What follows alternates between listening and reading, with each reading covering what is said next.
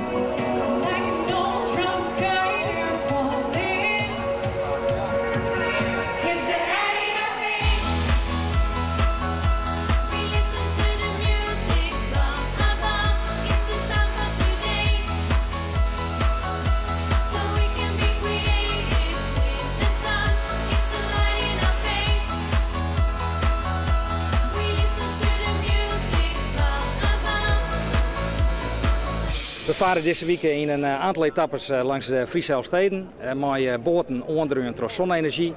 Een waar spektakel werd een hele hoop mensen naar Schenken. Ja, 2 jaar later, we zijn dan weer een stapje verder. Die boten zijn toch weer technisch weer een beetje beter, denk ik. Weer een beetje sneller. Maar of dat gaat helpen met dit weer, dat gaan we zien van de week. Pittig klusje, denk ik.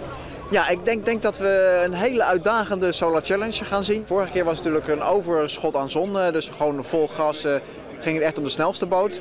Nu gaat het niet om de snelste boot, maar nu gaat het om het team wat het best tactisch de race voorbereid heeft. Dus tactiek wordt heel belangrijk nu. Dus je hoeven ze net jou uit het wedden te heen? Daar reken ik net op. Ik denk dat ze al hier aan de finish komen, maar het is wel een kwestie van tactisch varen.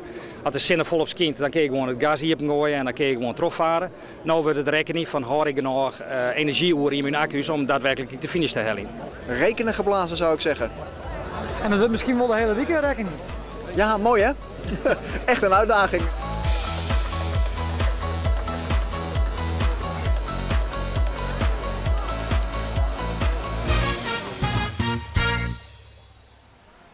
Het waait maas hut en de zinnen die skint net.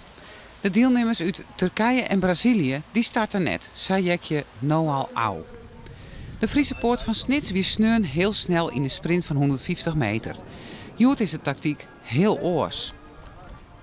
Rustig gewoon beginnen en zien wat het waar doet. Een beetje zien zou mooi wijzen, maar het zit er net echt in. De route gaat eerst naar Snits en dan naar Sleert, maar een pittig stuk over de Slettermar. En daar gaat het maasik oer, want het is de vraag of dat wel vertrouwd is. Wij willen heel graag de maar oer, want dat is gewoon in ons voordeel. Wij een hele stabiele boot, die is vrij breed, laat mooi heeg op het water en wij nog met Tjenwien vaart ons boot ook heel goed. En we willen graag het Elfstedengevoel van de ontberingen en als er rieden wordt op rijdens, dan laten ze het dak hem ook net lezen. En dat vinden wij dus nou ook een strak plan dat we mooi rug te sletten met maar ook gaan. Eerst maar eens de start. Dit keer in het Chinees, terug de burgemeester van Jia Gualao. 3, 2, 1. Ready? 开始 Go!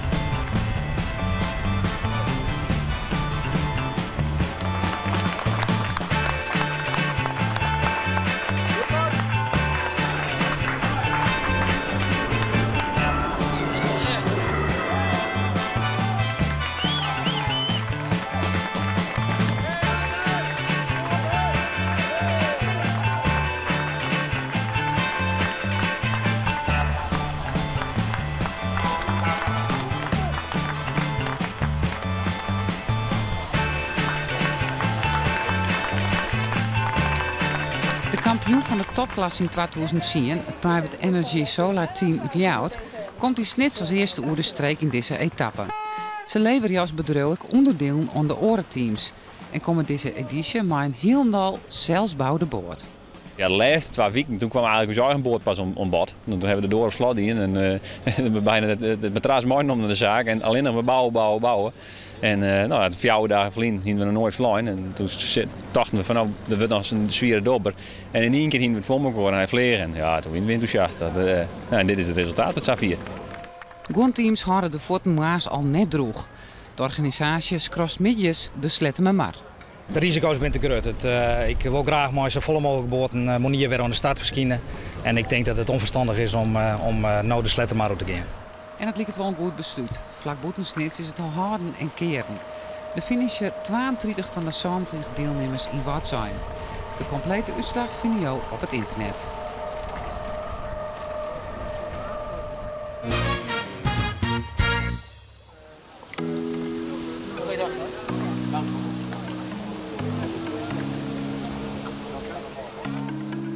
Ons doel is om eerste te worden in de A-klasse. Een belangrijke dag. Het is de eerste dag van de race. Met zometeen de start, waarna we ook niet meer mogen bijladen. Dus we moeten het doen met de energie die we hebben. Nou, het weer zit in die zin een beetje tegen, want er is niet zoveel zon vandaag. Het voordeel is daarbij dat alle deelnemers dat hebben. 3, 2, 1, go!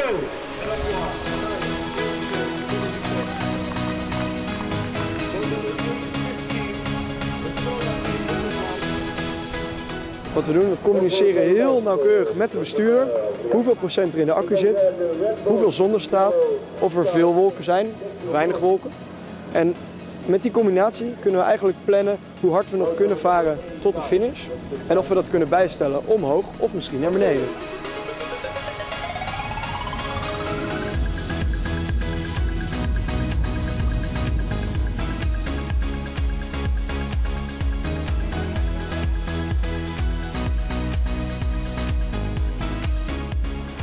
Hoeveel is de afgelegde afstand? 4,78. 4,78. Oké, dat gaat hartstikke goed. Ik kan wel wat harder. Dit is hetzelfde display als op de boot. Hier dan kunnen we uitlezen wat voor snelheid hij heeft, wat motorvermogen is. En met die gegevens die verwerk ik in een berekening. En daarmee kan ik hem vertellen van hoeveel vermogen hij nog mag varen. En op die manier kunnen we precies afstemmen hoe hard hij kan. Jongens, een beetje zon. Ja, gelukkig wel. Dat is wel lekker geweest, hè? Kunnen we wel gebruiken. Ja, want wat betekent dat nu? Nou, dat we toch weer een stukje harder kunnen varen. Oké. We gaan elke keer even een update doen van kijken van hoeveel zon komt er binnen. Kunnen we net eventjes weer wat harder en dan proberen we zo hard mogelijk naar Sneek te varen.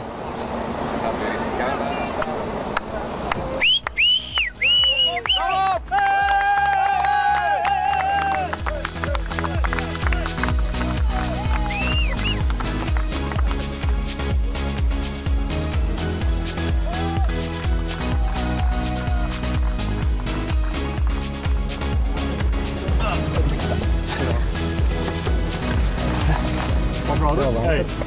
Wouter, hoe ging het? Ja, wel goed. Een beetje apart. Waarom? Nou, het ene moment dan heb je volle zon en heb je volle stralen komen er binnen, volle energie. En het volgende moment dan